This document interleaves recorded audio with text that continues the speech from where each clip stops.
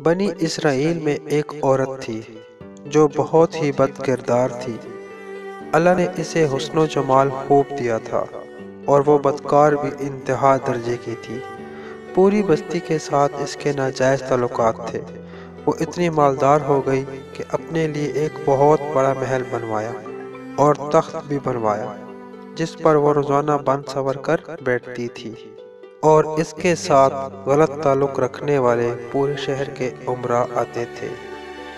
اس عورت کی زندگی ایسے ہی گزر رہی تھی کہ ایک مرتبہ کیا ہوا کہ وہ اپنے گھر کا دروازہ کھول کر تخت پر بیٹھی تھی کہ قریب کسی اور بستی کا نوجوان جو کہ بہت ہی نیک اور عبادت گزار تھا، وہ ادھر سے گزرا، اور گزرتے ہوئے جو اچانک اس کی نظر اٹھی اور اس عورت پر جا پڑی، اور اس عورت کی ایسی تصویر اس کے دل میں چبھی کہ وہ آگے تو چلا گیا مگر اس کا دھیان ادھر ہی بھٹک گیا، اور پھر جہاں بھی بیٹھتا، مراقب میں، تسبیحات میں، ذکر میں، تلاوت میں، جب بھی بیٹھتا اس کا دل ہی نہیں لگتا تھا۔ اس نوجوان نے روزے بھی رکھے لیکن اس لڑکی کا خیال دل سے نہ نکال سکا۔ اس نے اپنے آپ کو بہت تکلیف پہنچائی، کئی دن اپنے آپ کو بھوکا پیاسا بھی رکھا مگر اس کے دل سے اس عورت کا خیال نہ نکال سکا۔ حتیٰ کہ ایک دن اس نے سوچا کہ اب جب اس خیال سے میری جان ہی نہیں چھوٹتی تو کیوں نہ میں اس کے پاس چلا جاؤں۔ چنانچہ اس نوجوان کے پاس تھوڑا بہت سامان تھا۔ اس نے اس کو بیچا اور اتنے پیسے تیار کیے جتنے سے وہ بدکار عورت اپنے پاس آنے کی اجازت دیتی۔ وہ اس عورت کے پاس آیا اور اس کو پیسے دے کر اس کے ساتھ تخت پر بیٹھ گیا، بات چیت کرنے لگا۔ اچانک بات چیت کرنے کے دوران اس کے دل میں یہ خیال آیا کہ میں نے نیکوکاری کے اتنے سال گزارے ہیں، آج میرا اللہ مجھے اس غیر محرم عورت کے ساتھ بیٹھے ہوئے بھی دیکھ رہے ہیں۔ بس یہ خیال دل میں آیا تو اللہ کا ڈر دل پر غالب آ گیا اور نوجوان نے کانپنا شروع کر دیا۔ عورت نے اس سے پوچھا، کیوں کانپ رہے ہو؟ تمہارا چہرہ کیوں پیلا ہو گیا ہے؟ تو اس نوجوان نے کہا، میری طبیعت ٹھیک نہیں ہے۔ تو اس عورت نے کہا کہ تم جس مقصد کے لیے آئے ہو وہ مقصد پورا کرو اور جاؤ یہاں سے۔ اس نوجوان نے کہا، نہیں۔ وہ عورت بہت حیران ہوئی کہ آج تک میں نے اپنی زندگی میں ایسا مرد نہیں دیکھا جو میرے قریب اس طرح تخت پر آ کر بیٹھے اور پھر برائی کیے بغیر ہی چلا جائے۔ تم کیسے نوجوان ہو؟ مگر اس نوجوان نے کہا، یہ جو میں پیسے آپ کے لیے لایا تھا یہ تم رکھ لو اور مجھے جانے دو۔ اس عورت نے کہا، تم کون ہو اور کیا ہوا؟ اس نوجوان نے بتایا کہ میرا نام فلاں ہے اور فلاں بستی کا رہنے والا ہوں، اور میرے دل میں یہ خیال آ رہا ہے کہ میں نے اتنی عمر مصلی پر بیٹھ کر گزار دی ہے، آج میرا اللہ مجھے تیرے ساتھ بیٹھے ہوئے بھی دیکھ رہے ہیں۔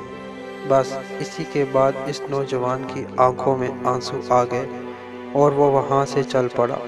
اس نوجوان کے جانے کے بعد جو تھوڑی دیر کی صحبت ساتھ بیٹھنے کی اس عورت کو ملی تھی، اس کی برکت سے اس عورت کے دل میں خیال آیا کہ یہ کنوارا نوجوان اتنا اللہ سے ڈرتا ہے جبکہ اس نے گناہ بھی نہیں کیا، اور میں تو سارا دن اور ساری رات گناہ کرتی رہتی ہوں، میں تو خدا سے ڈرتی بھی نہیں۔ اس کے دل میں شرمندگی پیدا ہوئی، کروں تو کیا کروں؟ دل میں خیال آیا کہ اچھا جاتی ہوں، حضرت موسیٰ سے پوچھتی ہوں کہ میرے لیے بھی کوئی توبہ کی گنجائش ہے، اور اپنے گھر سے نکل کھڑی ہوئی۔ اب اس کو بستی کا ایک بندہ پہچانتا تھا، وہ اتنی نامی گرامی چیز تھی۔ وہ چلی اور جا کر حضرت موسیٰ کو دیکھا تو وہ اس وقت بنی اسرائیل کے لوگوں کو نصیحت فرما رہے تھے۔ اس نے کسی آدمی کے ذریعے پیغام بھیجا کہ حضرت موسیٰ سے جا کر کہو میں ان سے ملنا چاہتی ہوں۔ اس خدا کے بندے نے سیدھا جا کر سب کے سامنے کہہ دیا کہ حضرت آپ سے فلاں عورت ملنے آئی ہے۔ جب حضرت موسیٰ نے نام سنا تو بہت جلال آیا کہ لوگ کیا سوچتے ہوں گے کہ ایسی عورت ان سے کیوں ملنے آئی ہے، ان کا کیا تعلق ہے اس سے۔ حضرت موسیٰ نے غصے میں کہہ دیا کہ چلی جا یہاں سے، میں نہیں اسے مل سکتا۔ اس بیوقوف نے آ کر کہا، میں نے بات کہی، وہ تو بہت خفا ہو گئے ہیں اور تم سے نہیں ملنا چاہتے۔ وہ عورت ڈر گئی۔ اس نے کہا، میری بدکاریاں ایسی ہیں کہ اللہ تو مجھ سے پہلے ہی ناراض ہے، تو اللہ کے نبی بھی مجھ سے بات کرنا نہیں چاہتے۔ میرے لیے تو اب دنیا میں کوئی ٹھکانہ نہیں۔ بڑے اداس اور بوجھل قدموں کے ساتھ وہ وہاں سے چل پڑی اور واپس آ گئی، اور اسے سمجھ نہیں آ رہی تھی کہ وہ کرے تو کیا کرے۔ اب وہ حیران تھی کہ اللہ کے نبی نے بھی مجھ سے بات کرنا گوارا نہیں کیا۔ میں اتنی گری ہوئی چیز تو ہوں، وہ بات کرنا بھی نہیں چاہتے۔ چنانچہ وہ گھر آئی اور گھر کی کنڈی لگائی۔ اس نے اپنے کسی بڑے سے سنا ہوا تھا کہ بندہ جب اپنے رب کو منانا چاہے تو اس کو چاہیے کہ وہ اس کے سامنے سجدہ کرے۔ چنانچہ اس کو کوئی اور طریقہ سمجھ نہیں آ رہا تھا۔ گھر کی کنڈی لگا کر ایک جگہ اس نے مصلی بچھایا اور اللہ کے سامنے سجدہ کیا۔ اسے پوری دنیا میں کوئی اور نجات کا راستہ نظر نہیں آ رہا تھا۔ پھر اللہ کی شان دیکھیے، اس نے ساری رات عبادت میں گزاری۔ اگلے دن اس کے دل میں خیال آیا کہ میں عورت ذات ہوں، اکیلی اس مکان میں نہیں رہ سکتی۔ ایک میری خادمہ ہے، تو میں اگر نیت بھی کر لوں تو جتنے لوگوں نے میرے ساتھ بدکاریاں کی ہیں وہ مجھے یہاں نہیں رہنے دیں گے، تو بہتر یہی ہے کہ میں اس جگہ کو چھوڑ کر چلی جاؤں۔ اس عورت نے فیصلہ کر لیا کہ میں یہاں سے چلی جاتی ہوں۔ اس نے اپنے آپ کو ایک سادہ کپڑے میں لپیٹا تاکہ کوئی کپڑوں اور حسن و جمال کو نہ دیکھ سکے کہ یہ کون جا رہی ہے۔ پھر اس نے سوچا، عورت ذات ہوں، کہاں جاؤں گی؟ دل میں خیال آیا کہ وہ نوجوان آیا تھا جس کے دل میں اللہ پاک کا اتنا خوف تھا کہ وہ اللہ کے ڈر سے کانپ رہا تھا۔ کیوں نہ میں اس نیک بندے کے پاس چلی جاؤں، اس کی خادمہ بن کر رہ جاؤں، ممکن ہے کہ وہ مجھے نکاح میں ہی قبول کر لے۔ اور اس کی بستی کی طرف چل پڑی۔ چنانچہ ڈھونڈتی ہوئی اس بستی میں اس کے گھر پہنچ گئی اور گھر والوں سے کہا کہ میں فلاں بندے سے ملنے کے لیے آئی ہوں۔